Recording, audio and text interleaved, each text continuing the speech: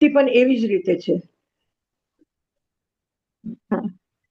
ઉવલેવો હોઈ ભોગેસુ અભોગી નોવલિપ્પઈ ભોગી ભમઈ સંસારે અભોગી વિપ્પમુચ્ચઈ વિરક્તાહુ ન લગ્ગંતી જહાં સે સુખ ગોલય. આ બે સુક્તિ આપણે એક સાથે કરશું. ઉવલેવો હોઈ ભોગેસુ, જે ભોગમાં તમે શરીરનો ભોગ કરો, વસ્તુનો ભોગ કરો, વ્યક્તિનો ભોગ કરો, કોઈ પણ વસ્તુ, કોઈ પણ સંસારમાં રહ્યા છે જે પણ એનો ભોગ કરે છે, એ ભોગથી ઉવલેવો હોય એનો લેપ કરવામાં જો આવે, લેપ એટલે એક વસ્તુ છે અને એના ઉપર આપણે લેપ કર્યું, ફેવિકોલ એક કપડો છે અને એના ઉપર ફેવિકોલ લગાવ્યું અને પછી એ કપડાથી આપણે ટેબલ ઉપર પાથર્યું, તો કપડું શું થઈ જશે? ટેબલને ચોટી જશે. તો ઉપલેપ, ઉપલેપ એટલે ફેવિકોલનો લેપ લગાવ્યું. તો એવી રીતે ભોગ ભોગતી વખતે, ભોગનો ઉપયોગ કરતી વખતે, સાધનોનો ઉપયોગ કરતી વખતે કશાયનું જો લેપ લાગેલું છે, તો એ જ્યારે ઉપયોગ કરશું ત્યારે એ ચોટી જશે તમને, એટલે કર્મ બંધ થશે.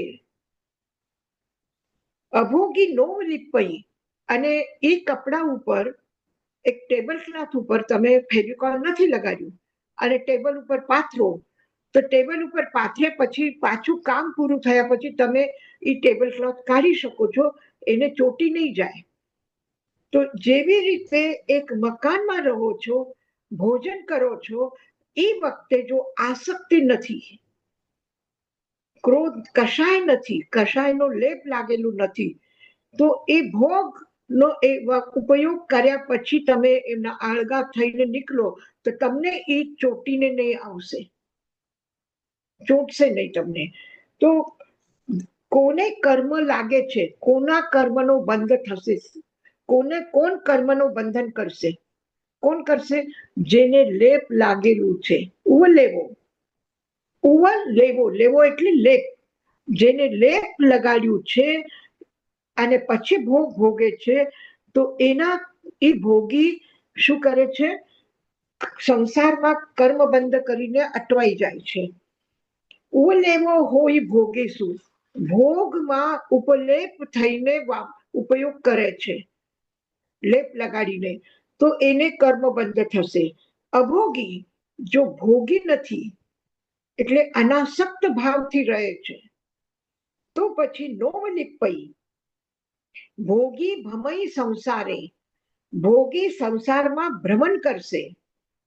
અભોગી વિપ્પમુચ્ચઈ, જે અભોગી છે એ મુક્ત થશે. અહીંયા શબ્દમાં થોડો અર્થ કરવામાં ભ્રમ થઈ શકે છે. અભોગી એટલે શું? જે ભોગ ન ભોગે, એવું નહીં. જેને આસક્તિ નથી એ અભોગી, અને જેમાં આસક્તિ છે એ ભોગી. તો ભોગી ભમઈ સંસારે, જે આસક્તિ સાથે આ દુનિયામાં રહે છે, દુનિયાનો ભોગ કરે છે, એ સંસારમાં ભ્રમણ કરે છે. અને જે સંસારમાં અભોગી થઈને રહે છે, એટલે આસક્તિ વગર જીવે છે, એ વ્યક્તિ સંસારથી મુક્ત થશે.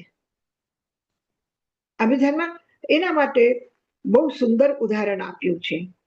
વિરક્તાહુ ન લગ્ગંતી, જે વિરક્ત છે, જેમાં આસક્તિ નથી, ન લગ્ગંતી એને લાગતી નથી, જહાં સે સુખ ગોલય, જેવી રીતે માટીનો ગોળો છે,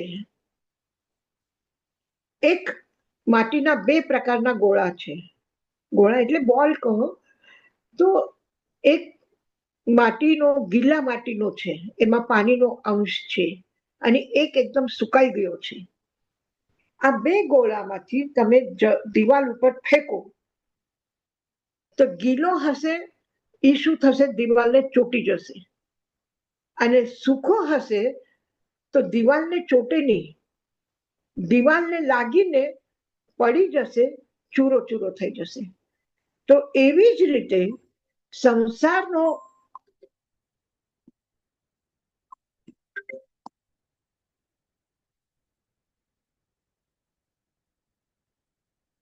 સંસારનો ઉપયોગ કરતી વખતે જો એમાં ગીલો પણ ક્રોધનો, માનનો, માયાનો, લોભનો ગીલો પણ હશે તો એ ભોગ કરતી વખતે તમને ચોટી જશે. અને એમાં જો કષાયનો રસ નહીં હોય તો પછી એ કષાયનો રસ નથી અને જે ભોગાવલીના કર્મ બાકી છે એ પણ ભૂખો થઈ જશે, ખતમ થઈ જશે. હવે જેવી રીતે એક કેવલ જ્ઞાની છે, એ તીર્થંકર છે. કેવલ જ્ઞાન થઈ ગયું. કેવલ જ્ઞાન થયા પછી એમાં આસક્તિ નથી, રાગદ્વેષ નથી. આપણે કોઈ પણ એવી ધર્મ સભામાં નથી બેઠા કે જે ધર્મ સભામાં સ્પ્રે થયું હોય. ગંધોદક વરસે છે ને, ગંધોદક એટલે શું? સુગંધિત પાણી વરસે છે, એટલે સ્પ્રે થઈ રહ્યું છે. આજની ભાષામાં સ્પ્રે થયું છે. પુષ્પવૃષ્ટિ થાય છે, પુષ્પની વર્ષા થાય છે, દુંદુભી વાગે છે, મધુર મધુર એકદમ ધ્વનિ સંગીત ચાલુ છે, અને એકદમ આરામથી બેસીને સામે ભગવાન બેઠા છે. એ જેવા તેવા નથી બેઠા, સોનાના સિંહાસન પર બેઠા છે. છત્ર વિંજાવાય છે, ચમર વિંજાય છે, છત્ર ધારણ કરે છે. તો હવે આવા સમોશરણમાં જ્યારે ભગવાન આવીને બિરાજમાન થાય, સોનાના સિંહાસન ઉપર બેઠા છે, તો શું સોનાના સિંહાસનનો વાપર કર્યું, ભોગ ભોગ્યું, તો એને પાપ લાગ્યું? એના કર્મ બંધન થયા? એ સંસારમાં ભ્રમણ કરશે? નહીં કરે. કેમ નહીં કરે? એ સુખા ગોલાની જેમ છે. કશાયનો રસ નથી હવે એને કે ઓ જો કેવી ધર્મ સભા છે મારી, કેટલું મારા માટે આ બધું કર્યું, મારે સ્વાગતની કેટલી મોટી તૈયારી કરી, સભા આટલી સારી રહી, લોકો કેટલા સારી રીતે તૈયાર થઈને આવ્યા છે, જય જયકાર કરે છે. આ બધા ભાવ છે તીર્થંકરના? નથી. તો એને કોઈ ફરક નથી પડતો સોનાના સિંહાસન પર બેઠા છે કે પથ્થર ઉપર બેઠા છે, એને કઈ ફરક નથી પડતો.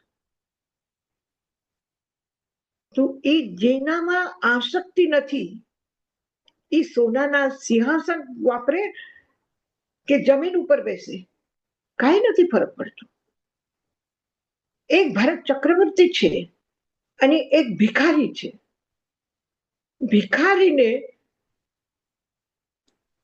તમે એનો ફાટેલો કપડો હશે, તૂટેલું વાસણ હશે, અને એ તમે એને ફેંકવાનું કહો, નહીં ફેંકે, નહીં ફેંકે. અમે કલકત્તા ચાતુર્માસ કર્યા પછી જમશેદપુર જતા હતા. રસ્તામાં ચાઈબાસા પછી એક નાનું ગામડું આવેલું. એ નાના ગામડામાં ત્યાં રોકાણા હતા. અને જમશેદપુરથી, કલકત્તાથી ઘણા બધા લોકો આવ્યા હતા. એ લોકો એકબીજાનું સ્વાગત કરતા હતા, જમવાની તૈયારી કરતા હતા, બધું કરતા હતા. તાઈ મહારાજ ગોચરી લઈ આવ્યા, અને ગોચરી લીધા પછી તમને ખબર છે કે એકદમ બધાની વચ્ચે બહારમાં જઈને બેસશે. એક ઝાડના નીચે ત્યાં જોયું કે એક છોકરી બેસેલી છે અને એના પાસે કઈ નથી. પછી એના પાસે ગયા, એને પૂછ્યું તું શું કરે છે? તો કે હું તો અહીંયા જ બેસું છું, અહીંયા જ રહું છું ઝાડના નીચે. તો કે પછી તું શું કેવી રીતે? કે હું ગામમાં જાઉં છું, ભીખ માગું છું, જે કઈ મળશે ખાઈ લઉં છું, પછી અહીંયા જ પડી રહું છું ઝાડના નીચે. તો કે તને ગમશે આજે અમારી સાથે ખાવા માટે? તો કે હા ગમશે. કે ચાલ. એને બોલાવ્યા, એને હાથ પગ ધોવડાવવાનું કીધું, પછી એને નેપકિન આપ્યું પોછવાનું, બધી એને સફાઈ કરી, પછી એને બેસાડી, પછી જમવાનું આપ્યું, સારી ડીશ આપી, સારો વાટકો આપી દીધું.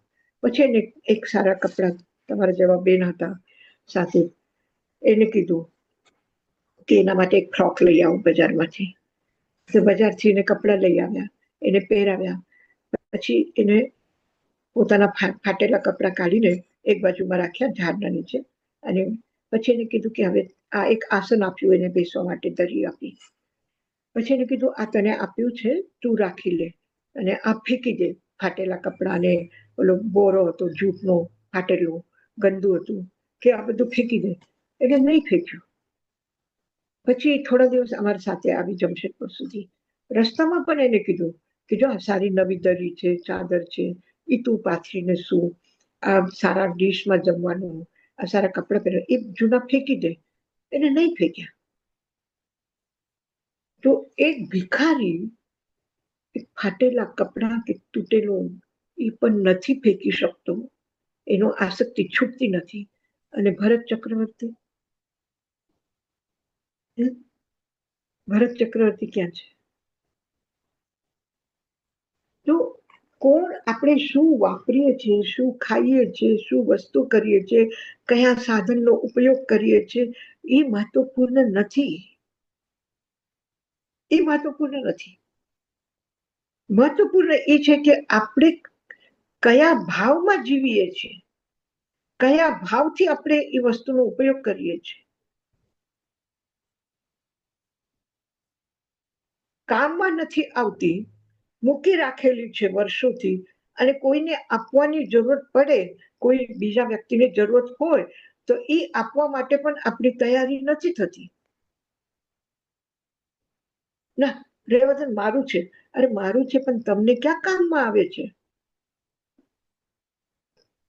હવે આટલું જૂનું થયા પછી, આટલું ટૂંકું થયા પછી એને આપણે પેપર પહેરવાના નથી, વાપરવાના નથી, તો પછી આપી દેવામાં શું વાંધો છે? પણ નહીં, એ પણ નહીં છૂટે. તો જે આસક્તિ જે છે, મારુંપણું જે છે, એ નડે છે.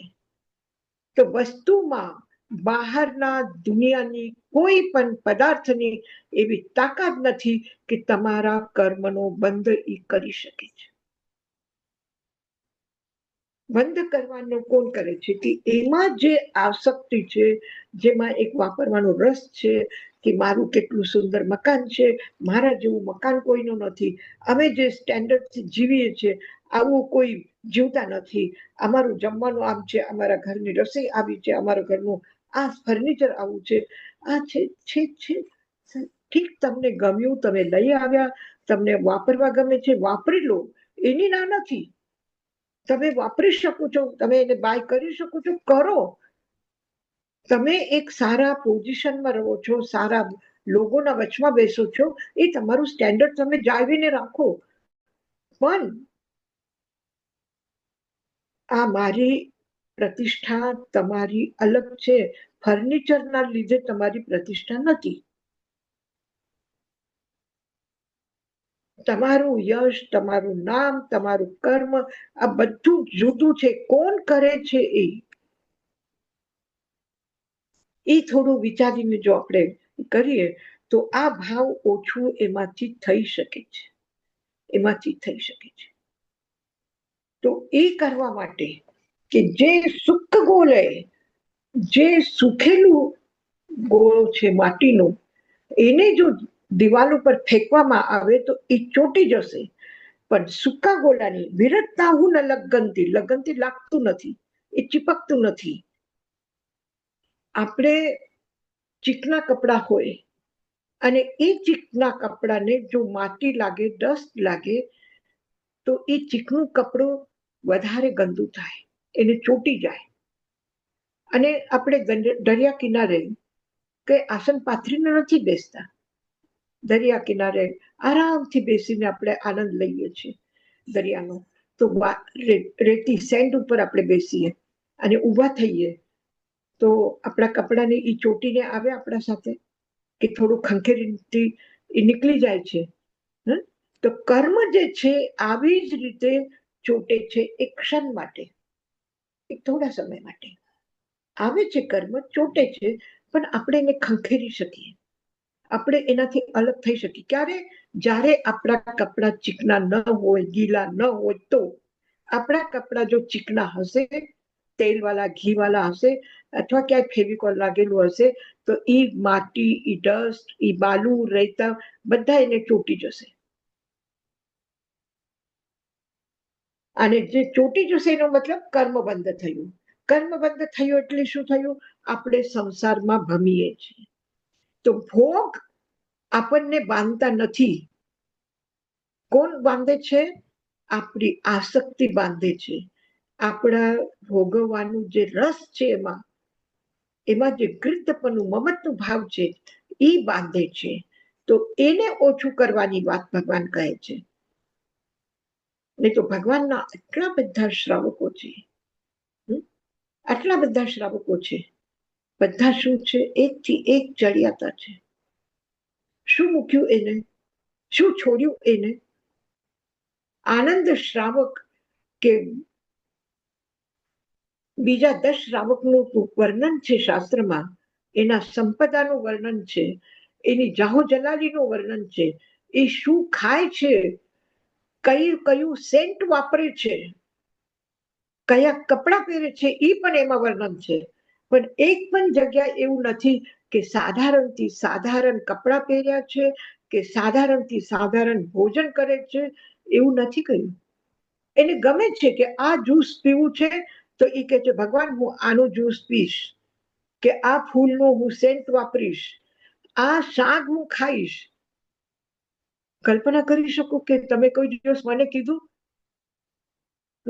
કે હું આ જ કપડા પહેરીશ, આવી જ રીતે સેન્ટ વાપરીશ? કોઈ દિવસ આપણી વાત થઈ નથી. પણ ભગવાન સાથે વાત કરે છે આનંદ શ્રાવક કે હું ઘી ખાઈશ. કેવો ઘી ખાઈશ ખબર છે? ગાયનું ઘી ખાઈશ કે ભેંસનું ઘી ખાઈશ? આટલી ચર્ચા તો ઠીક છે, થઈ શકે છે. પણ એ કે છે નહીં, જે તાજા દૂધનો બનાવેલું, ગાયના દૂધનું બનાવેલું ઘી, અને એ ઘી ઉપર, એ ઘી નહીં ખાવું, એ ઘી ઉપર આવેલી મલાઈ, દૂધની મલાઈ તો તમે સાંભળી છે. ઘી ઉપર જે મલાઈ આવે છે એ ખાલી મલાઈ હું ખાઈશ. એટલે કેટલો શોખીન છે ઉપાસક આનંદ. પણ ભગવાન મહાવીર નથી કહેતા કે તારે ઘી ખાવું છે તો સીધો ઘી ચમચથી લઈને ખાઈ લેવાનું. પણ એ કે છે ના, ભગવાન કે કઈ વાંધો નહીં. ભગવાન નથી કીધું કે તું આવી રીતે નહીં કર. તો તમને જેમાં લાગે છે કે આ મને ભાવે છે, આ મારા તબિયત માટે સારું છે, આ હું કરી શકું છું, કરો. પણ બાકી બધું જે છે ત્યાં વ્યર્થનું. એટલે અહિંસા વ્રત સાથે, અપરિગ્રહ વ્રત સાથે અનર્થા દંડ વ્રત શા માટે આવ્યું? અપરિગ્રહમાં તો બધા પરિગ્રહનું છોડી દીધું, અહિંસાના વ્રતમાં બધી હિંસાનું છોડી દીધું. પછી અનર્થા દંડ શું કહે છે? અનર્થા દંડ એ છે કે તમે વ્યર્થનું ચેષ્ટા નહીં કરો, વ્યર્થની મનની પ્રવૃત્તિ નહીં કરો, વચનની પ્રવૃત્તિ નહીં કરો, કાયાની પ્રવૃત્તિ નહીં કરો. કાંઈ નહીં, કોઈ રાસ્તાથી ચાલતા હશે તો એના માટે રિમાર્ક કરીએ બેઠા બેઠા, એનું મજાક કરીએ. તમે ઓળખતા નથી, તમે જાણતા નથી આ કેવું ચાલે છે, કેવું બોલે છે, એની નકલ કરે છે, શું કરે છે. આમાં ખોટી કુછ ચેષ્ટા કે એ બધું એ નહીં કરો. વ્યર્થ. એને જીવનમાં જે વ્યર્થ, જીવનને અર્થવાન બનાવવું છે. પ્રાર્થનાનો અર્થ શું છે? પ્રાર્થનાનો અર્થ ભગવાનની સ્તુતિ કરવી છે. પ્રાર્થનાનો અર્થ ભગવાન પાસે કઈ માગવું છે કે મને સારું ઘર આપો, સારો વર આપો, સારી કાર આપો, સારું મકાન આપો, માગવાનું છે, યાચના કરજે. આ ડિમાન્ડ લેટર નથી પ્રાર્થના. એટલે કે ભગવાન પાસે માગવા માટે આપણે લખીને મોકલી દીધું કે આ મારી માંગ છે, પૂરી કરો, અને નહીં કરો તો સ્ટ્રાઇક કરશું, એવું છે નહીં. પ્રાર્થનાનું એટલે પ્રકર્ષેના અર્થવાન. તમે તમારા જીવનનું મૂલ્ય સમજો શું છે, અને એ મૂલ્ય તમે પામો, તમે અર્થવાન થાઓ, એ પ્રાર્થના છે. તમારો જીવનનો અર્થ શું છે? શું ફરક પડવાનું છે કે તમે 1000 રૂપિયા મીટરનો કપડો વાપરો કે 500 રૂપિયા મીટરનો કપડો વાપરો? શું ફરક પડવાનું છે? જે છે, જે મળ્યું તમને એ લઈ લો, ખુશીથી લઈ લો. 1000 રૂપિયાનું શું 10,000 રૂપિયા મીટર હશે તો પણ તમે લઈ શકતા, લઈ લો, બસ પતી ગયું. પછી હું કેવું એમાંથી એ લાગુ છું, કેવું મારો પ્રભાવ છે, કેવી મારી પર્સનાલિટી છે, કેવી મારી આ શું છે? આ મળ્યા પછી ભાગ્યથી મળે છે. જીવનની સુંદરતા, જીવનની સાતા, જીવનની આ શુભ નામ કર્મના ઉદયથી મળે છે. અને શુભ નામ કર્મના ઉદયથી મળ્યા પછી એનું એ શરીર મળી ગયું, પણ શરીર પાપ કરે છે. શરીર પાપ કરે છે. તમારી પર્સનાલિટી બહુ સરસ છે, એ તમારી પર્સનાલિટી તમને પાપ પેદા કરે છે? નહીં. એના પાછળ જે તમારું મદ છે, ઉન્મત્તતા છે, આસક્તિ છે, મમત્વ છે કે મારા જેવું કોઈ નથી. જાઈમયનમ, કુલમયનમ, રૂપમયનમ. કમાલ છે. રૂપનો પણ મદ આવે છે, ઐશ્વર્યનો પણ મદ છે. તો જેમાં એ છે એ વ્યક્તિ ભલે ફાટેલા કપડા પહેરશે કે ચીથડા ઉપર બેસશે કે ગંદી જગ્યા ઉપર બેસશે કે મહેલમાં બેસશે, એનાથી કઈ પાપ કર્મ ઝોપડીમાં બેસીને પાપ કર્મ વધી શકે છે અને મહેલમાં બેસીને પણ નહીં વધી શકે છે, કારણ કે અંદરમાં મદ નથી, ઐશ્વર્યનો મદ નથી, જાતિનો મદ નથી, જાતિ કુલનો મદ નથી. શેનું મદ છે? જ્ઞાનનું પણ મદ નથી કે મારા જેવું કોઈ જ્ઞાની છે. તમે એમ નહીં વિચારો કે બહુ ધનવાન છે અને એને મત છે તો જ્ઞાનવાન છે એને પણ મત થઈ શકે છે. તો શું નથી જોતું?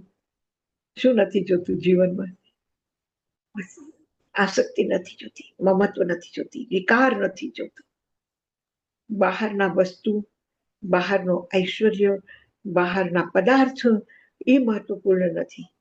મારા અંદરમાં શું છે? જો કચરાના ઢેર ઉપર ગુલાબના ફૂલ લાવીને રાખો તો પણ કલાક બે કલાકમાં એ ગુલાબના ફૂલ પણ કચરો બની જશે. જો અંદરમાં કચરાનો ઢેર છે, એ ડસ્ટબિનમાં ભૂલથી કોઈ સારામાં સારી વસ્તુ નાખી દીધી તો ડસ્ટબિનનો જે કચરો છે એ સારા વસ્તુને પણ કચરો બનાવશે. તો બહારનો ઐશ્વર્ય પણ, બહારના પ્રાપ્ત સુંદર સુખ ભોગ જે શુભ નામ કર્મથી, સાતા વેદનીયના કર્મથી મળ્યા છે, એ પણ શું થઈ જશે? બગડી જશે. બગડી જશે. જે વાત ટોપિયામાં લીંબુનો રસ નિચોડ્યો હશે, પછી લીંબુ દાળમાં નાખ્યો હશે, પછી એ જ ટોપિયામાં તમે સારામાં સારો દૂધ, એમાં સાકર, એમાં કેસર, એમાં ઇલાયચી નાખો તો પણ એ દૂધ બગડી જવાનું છે. તો વાસણ કેવું જોઈએ? શુદ્ધ જોઈએ. વાસણ કેવું જોઈએ? પવિત્ર જોઈએ, સ્વચ્છ જોઈએ. તો આપણું જીવન વિશુદ્ધ હોય, સ્વચ્છ હોય. એ માટે બહારના કઈ નથી, બહારમાં કઈ નથી. અશુચિ બહાર નથી, અંદરની અશુચિ દૂર થાય, અંદરની શુદ્ધતા આવે તો બહારની વસ્તુ તમને કોઈ દિવસ તાકાત નથી તમને અશુદ્ધ બનાવી શકે. યશાજી મહારાજ, આપણે આમાં કેવી રીતે એક્સપેરિમેન્ટ કરી શકીએ કે કેટલી આસક્તિ ઓછી છે આપણામાં? કેવી રીતે કરી, કેવી રીતે ખબર પડે? આપણે કંઈક આપણે કરીએ તો ખબર પડે કેટલું ઓછું છે. તો તમને શું લાગે છે?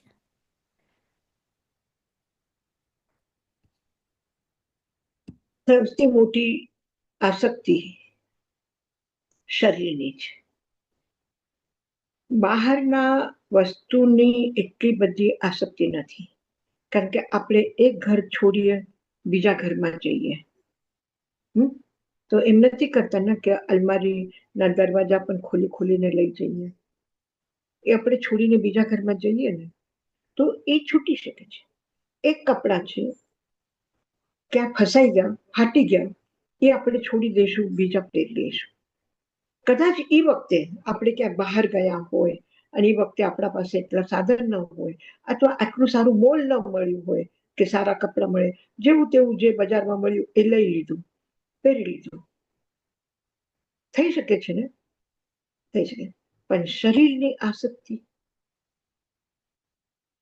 એક અરીસા સામે તૈયાર થવા માટે જાઓ તો પણ 1 મિનિટમાં એમ થશે કે હું કેટલું રૂપાળો છું ને, કેટલું સારું લાગુ છું ને, 1 મિનિટમાં તરત થઈ. તો સૌથી મોટી આસક્તિ શરીરની છે, અને આ શરીરને એના ઉપર હંમેશા એવું ભાવ કરવાનું, એને કુરૂપ રાખવાનું, કે એને જેવી રીતે અમુક પરંપરા હતી પેલા કે તમે બોલો, તમારા બોલવાથી પાપ થાય તો જીભ કાપી નાખવું, તમારા હાથ ચોરી કરે તો હાથ કાપી નાખવો. તો આવી દંડની વાત નથી કરતા ભગવાન મહાવીર. ભગવાન મહાવીર શું કે છે, આ શરીરનો ઉપયોગ કરનાર કેવો છે એને જગાડો, કે આ શરીર મારો સાથી છે, આ મને સહયોગ આપે છે, આ મારો મિત્ર છે. હું જ્યારે નાનપણમાં ભણતી હતી તો પણ કલાકો સુધી ટેબલ ખુરશી લગાડીને બરાબર એ બેસતો હતો. મને ઊંઘ આવતી હતી તો પણ એ બરાબર ઊંઘ નહીં લઈને પણ બરાબર મને સાથ આપતો હતો, મારી સાથે જાગતો હતો, મને બરાબર ભણવામાં મદદ કરતો હતો. બધું આ આંખોથી હું બરાબર જોઈ શકતી હતી, હું બરાબર સાંભળી શકતી હતી, બરાબર બધું કર્યું. એને કેટલું સપોર્ટ કર્યું મને. હવે કોઈ આપણને સપોર્ટ કરે, એક મકાન છે, એ મકાન શરદીના દિવસોમાં બહારના ઠંડથી મને બચાવે છે, એક મકાન બહારના ગરમીથી મને બચાવે છે. Thank you. આપણે આપણી રૂમાલ પણ ક્યાંક પડી ગયો, આપણી બેગ પડી જાય હાથમાં, કોઈ ઉપાડીને આપણને આપે તો આપણે તરત જ એને થેન્ક યુ કહીએ કે નહીં કહીએ? તો આપણા શરીરને પણ આપણે થેન્ક યુ કહેવાનું, કે આજે કેટલું સારું કામ કર્યું ને, કે ટાઈમ ઉપર તું મને જગાડી દીધું. જો નહીં જાગ્યા હોત તો મોડું થાત કે નહીં ઓફિસ જવામાં, કામ કરવામાં ટાઈમસર નહીં. આજે મારા હાથમાં બરાબર તાકાત હતી તો મેં આટલું કામ કર્યું. Thank you. આપણે જેવી રીતે બીજાને કંઈ થેન્ક યુ કહીએ એવી રીતે આપણે પોતાને પણ થેન્ક યુ કહો. અને જ્યારે તમે તમારા શરીરને પણ થેન્ક યુ કહેવા જશો ને, ત્યારે તમને એમ થશે કે અરે આ થેન્ક યુ કહેનાર જુદો છે અને આ શરીર જુદો છે. જેવી રીતે તમે એક રસ્તે ચાલતા વ્યક્તિને થેન્ક યુ કહો છો કે હા તમને હેલ્પ કરીને, તમારા હાથમાંથી વજન ઉપાડીને તમને આપી દીધું, તમને પહોંચાડી દીધું, એને જેવી રીતે થેન્ક યુ કહો છો ત્યારે તમને શું લાગે છે, એ જુદો છું, હું જુદો છું. ત્યારે શરીર પણ શું લાગશે કે આ જુદું છે ને હું જુદો છું. અચ્છા, આ મારું મિત્ર છે, મારી સાથે રહે છે, એને સરખી રીતે ખાવાનું પીવાનું આપવું જોઈએ કે નહીં આપવું જોઈએ? એને બીમાર હોય તો ડોક્ટરને દેખાડવાનું છે, એને સરખી દવા લાવીને આપવાની છે, એને ઠીક કરવાનું છે, બધું કરવાનું છે. કારણ કે એ તમને સપોર્ટ કરે છે, તમારી સાથે રહે છે, એની સેવા કરવાની છે, કરવાની. એનો મતલબ એ નહીં કે બીમાર પડે તો પડવા દો એને બીમાર, જલ્દી છુટ્ટી થઈ જશે એમ નહીં. છુટ્ટી થઈ જશે આ શરીરથી એ પણ વિચારવાનું નહીં. ન એ લોક આ સંસપોગે, ન મરણા સંસપોગે, ન જીવી આ સંસપોગે. હું મરણની પણ ઈચ્છા નહીં કરું કે આ શરીર મારે બહુ બીમાર છે છૂટી જાય, આ પણ ઈચ્છા નથી. આ શરીરને જ્યાં સુધી હું સ્વસ્થ રાખી શકું ત્યાં સુધી હું કરવાનું છે. પણ થેન્ક યુ. આ કપડાં પહેરીએ તો આ કપડાં મને બહુ સારા લાગે છે, મને બહુ ગમ્યા છે, બીજા કોઈના પાસે નથી, મારા પાસે આટલા સારા કપડાં. એ જ નહીં, આ શરીર કેટલું બરાબર છે ને. કેમ ફ્રેન્ડ, તને ગમ્યું આ તારું ડ્રેસ? તમે એને પૂછો કે તને ગમ્યું આ? હવે તું બરાબર લાગે છે, હું સુંદર લાગુ છું. સારું કોટ પહેર્યો, સારું સ્વેટર પહેર્યું તો મને કેટલું સારું લાગે છે એમ નહીં. આને જો કેટલું સારું લાગે છે, કેવું બરાબર લાગે છે, ફિટિંગ બરાબર આવી ગયું એને. આ બીજું છે એમ એવી રીતે વાત કરો તો આસક્તિ ઓછી થઈ જશે. Thank you. સાચી વાત. વંદામી યશાજી મહારાજ, આપણે સંથારામાં આપણે કહીએ આહાર શરીર ને ઉપધી, ઉપધીમાં આપણે શું શું લેવાનું હોય? ના, આ શરીરને હું છોડું છું. કયા શરીરને હું છોડું છું?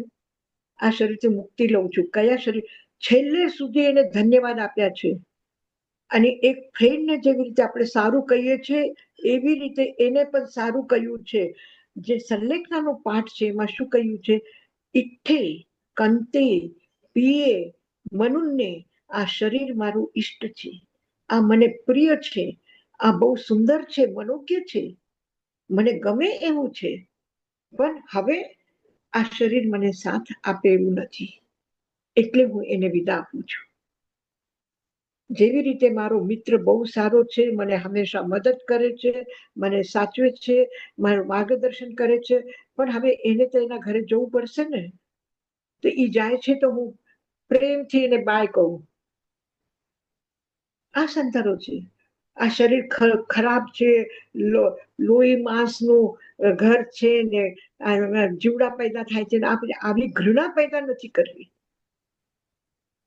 ઘૃણા પેદા કરવી એ પણ દ્વેષનું કારણ છે.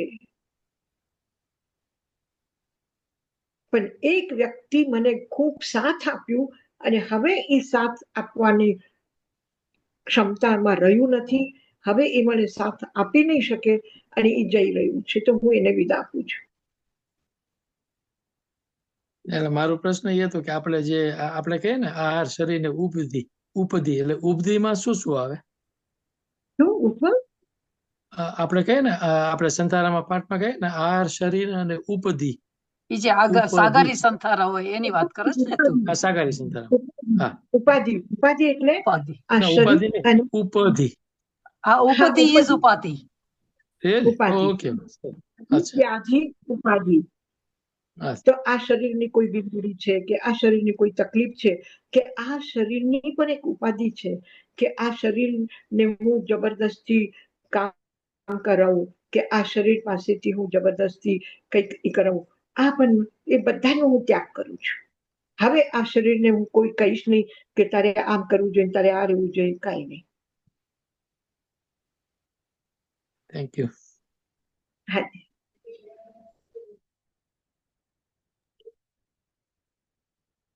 યશાજી મહારાજ, તમે બહુ ફાઇન રીતે સમજાવ્યું. ઓનેસ્ટલી આ બધું વસ્તુ આપણે ક્યાં ને ક્યાં નહીતર વિચાર કરીએ. નહીં, કરવાનો વિચાર કરવાનો અને પછી જે પણ હોય સમજવાનું આપણે. અને આપણે કોશિશ કરી રહ્યા. હું કઈ બહુ મોટી જ્ઞાની નથી, મને કઈ એટલો એ નથી, પણ હું કોશિશ કરીશ કે જેટલું હું કરી શકું અને કરવાની કોશિશ કરી. પણ આજે તમે જે યશાજી મહારાજ, આ તો એક અથાગ સાગર છે. આ સાગરની અમુક બુંદ, અમુક જેવી રીતે કોઈ સારા જગ્યા ઉપર આપણે ગયા ને ખૂબ સારું સમુદ્ર છે, ખૂબ તરંગો ઉભી અને ખૂબ મજા આવે છે, એનો ફોટો લઈને હું તમને મોકલું તો તમને પણ ગમશે. તો આપણે કોશિશ કરશું કે જે પણ આપણા પાસે સારું છે ને આપણે જાણ્યું છે, આપણે એકબીજાને આપણે આપશું. એટલે આમાં મેઇન આપણે એફર્ટ શું કરવાની છે કે આપણે અવેરનેસ, જાગૃતિ રાખવાની છે કે હું નથી આ. હા, પ્રસન્નતાથી. બધાને એવું જ કહેવાનું નથી કે આમાં આપણો તો સ્વભાવ આનંદ છે જ, આપણે તો આનંદી છીએ, તો આ પ્રસન્નતા એ અંદરની છે. તો એ તમે જે કહો છો ને કે આ કરતા કરતા પ્રસન્નતા હોવી જોઈએ, બસ એટલું હોય તો ઘણું છે. માન ને આ બધા જે શું કે રાગ ને દ્વેષ ને વિકાર ભાવ ના હોવા જોઈએ. બહુ સરસ રીતે સમજાયું. મંગલ પાઠ કરીએ. નમો વરંતાનંદ, નમો સિદ્ધાનંદ, નમો આયર્યાનંદ, નમો વૃક્ષાયાનંદ, નમો લોય સવસાહુનમ, એસો પંચ નમોકારો સર્વ પાવપનાસનો, મંગલા તંચ સર્વે સિંપડમમ હવૈ મંગલમ, ગુરુદેવ જ્ઞા ચત્તારી મંગલમ, અરહંતા મંગલમ, સિદ્ધા મંગલમ, સાહુ મંગલમ, કેવલી પણત્તો ધમો મંગલમ, ચત્તારી લોગુત્તમા, અરહંતા લોગુત્તમા, સિદ્ધા લોગુત્તમા, સાહુ લોગુત્તમા, કેવલી પણત્તો ધમો લોગુત્તમો, ચત્તારી શરણમ પવજ્જામિ, અરહંતે શરણમ પવજ્જામિ, સિદ્ધે શરણમ પવજ્જામિ, સાહુ શરણમ પવજ્જામિ, કેવલી પન્નતમ ધમ્મમ શરણમ પવજ્જામિ. અરહંત, સિદ્ધ, સાધુ અને ધર્મની શરણ લઈને જીવનની મંગલમય યાત્રા કરી રહ્યા છો. આશીર્વાદ છે પરમાત્માના, આશીર્વાદ છે પરમ પૂજ્ય ગુરુદેવ અને આચાર્ય શ્રી તાઈમાના અમારા બધાની તમારા સુંદર સુખદ ઉજ્જવળ ભવિષ્ય માટે મંગલ કામના છે. ઓમ શાંતિ. હાય.